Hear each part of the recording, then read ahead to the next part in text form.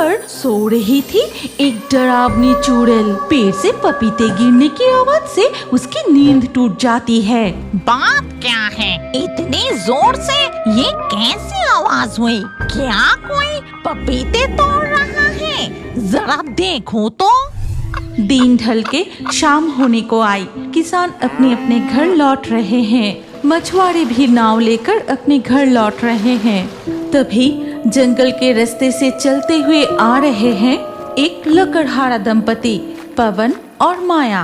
भाग्यवान, आज जंगल में एक भी लकड़ी नहीं मिला। अब मैं बाजार में क्या बेचूंगा?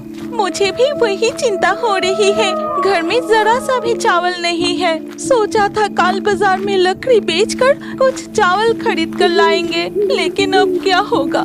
ये सब सोचते हुए वो चलते रहते हैं। ठीक तभी उनकी नाक में मीठे पक्के पपीते की खुशबू आती है। वो खुशबू मिलते ही माया रुक जाती है और कहती है, ए जी, कुछ पके हुए मीठे फलों की खुशबू आ रही है ना? हाँ, मुझे भी मिल रही है, लेकिन ये खुशबू किस तरफ से आ रही है? इसके बाद पवन और माया उस पपीते की खुशबू का पीछा करते हुए आगे बढ़ते हैं और थोड़ी दूर जाते ही उन्हें एक बहुत बड़ा पपीते का बगीचा दिखाई देता है और हर एक पेड़ पर बड़े बड़े साइज का पक्के पपीते लटक रहे हैं। अरे देखो भाग्यवान, वहाँ कितने सारे पपीते हैं। वो पपीते पूरी तरह पक चुके हैं। देखकर लग रहा है बहुत मीठे होंगे। चलो आज हम कुछ पपीते तोड़ कर ले जाते हैं। हाँ, जंगल के इस पेड़ों से पपीते तोड़ कर ले चलते हैं और तुम इन्हें बाजार में बेच देना। पवन सामने पड़ा एक पेड़ की डाल उठाकर पपीते तोड़ने लगता है, लेकिन उस पपीते की पेड़ के ऊपर सो रही थी एक डरावनी चुड़ैल। पेड़ से पपीते गिरने की आवाज से उसकी नींद टूट जाती है। बात क्या है, इतनी जोर से ये कैसी आवाज हुई? क्या कोई पपीते तोड़ रहा है? जरा देखो तो। चुड़ैल झांक कर देखती है कि दो लोग उसकी पेड़ से पपीते तोड़ रहे हैं। ये देखकर चुड़ैल झट से उनके सामने कूद पड़ती है। अरे बाप रे, ये तो चुड़ैल है। तुम लोगों की इतनी हिम्मत, मेरे बगीचे से पपीते चुराने आए हो? अब तुम लोगों को मैं माफ कीजिए, हम चोरी करने नहीं आए थे। हमें नहीं पता था कि ये पपीते की बगीचा आपका है। पपीते की खुशबू से हम यहाँ आ गए थे। सोचा था कुछ पक्के पपीते तोड़कर बाजार में बेचकर खाने को कुछ चावल खरीद कर ले आएंगे। हम बहुत गरीब हैं। इसके बाद माया अपनी गरीबी चुड़ैल को खोलकर बताती है। सब कुछ सुनकर चुड़ैल को उन पर बहुत दया आती है।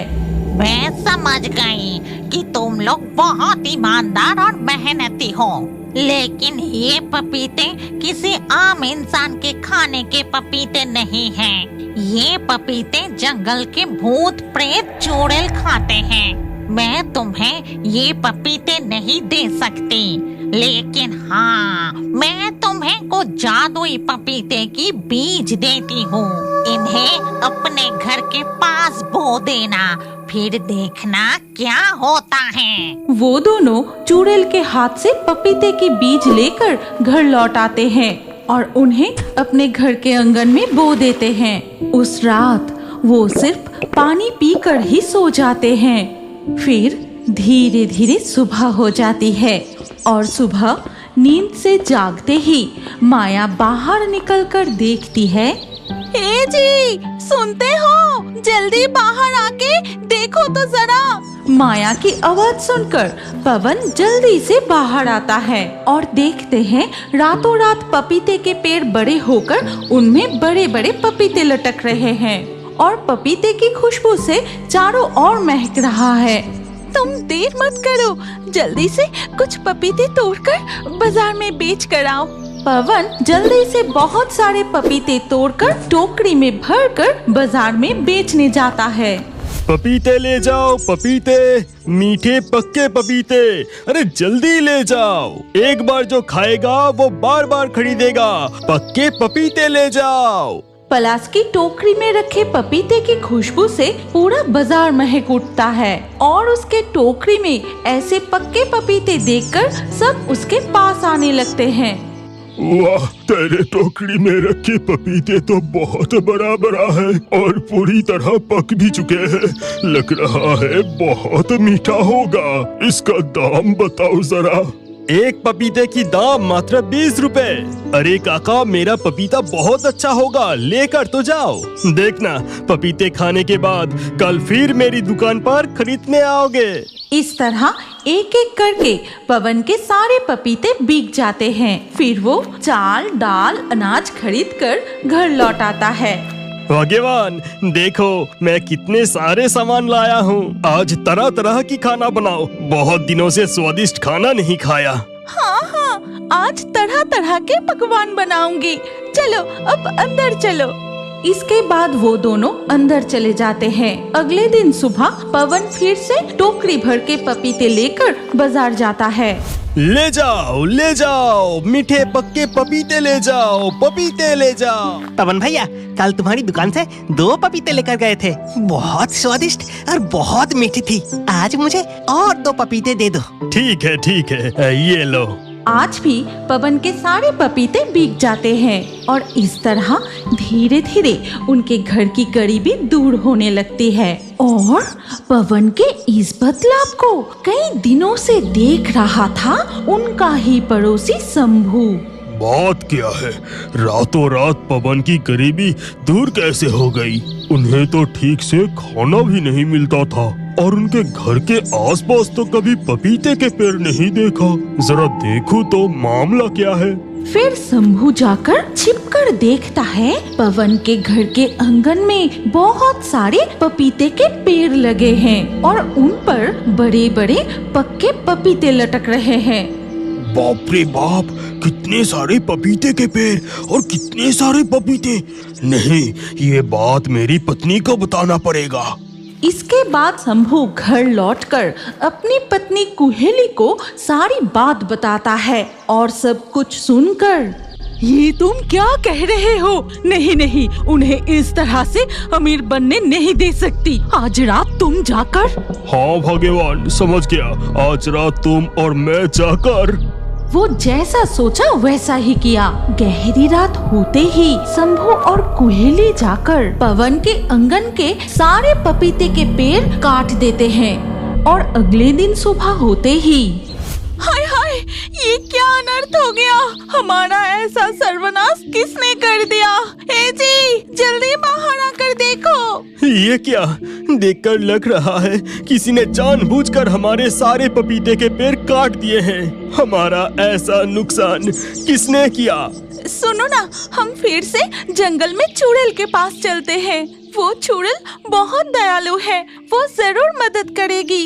फिर से माया और पवन जंगल में उसी चुड़ैल के पास जाते हैं और उसे सारी बात बताते हैं। मैं समझ गई, किसी ने ईर्ष्या से जानबूझकर ये काम किया है। ठीक है, तुम लोग चिंता मत करो। ये पपीते के बीज ले जाकर फिर से बो दो। आज रात मैं खुद जाकर तुम्हारे पपीते के पेड़ों को पहरा दूंगी। पवन और माया उन पपीते के बीजों को फिर से उनके आंगन में बो देते हैं और चले जाते हैं और साथ ही साथ जादुई पपीते के पेड़ बड़े होकर पपीते से भर जाते हैं। फिर धीरे धीरे रात हो जाती है। उस रात भी फिर से कुहेली और शंभू पलाश के आंगन में आते हैं। अरे, ये मैं क्या देख रही हूँ? क्या ये लोग जादू जानते हैं? कल तो सारे पेड़ काटकर नष्ट कर दिए थे। रातों रात सारे पेड़ फिर से खड़े हो गए। चलो जाकर देखते हैं। इसके बाद वो दोनों फिर से पवन के पपीते के बाग में घुसते हैं, लेकिन उस रात बगीचे पहरा दे रही थी वो चुड़ैल। तो इसका मतलब तुम दोनों ही इन भले लोगों का इतना नुकसान किया था। ठहरो, अब मैं तुम्हें मजा चखाती हूँ। शंभू और कुहेली जैसे ही पपीते तोड़ने जाते हैं, तभी चुड़ैल उन पर पपीते फेंकने लगती है।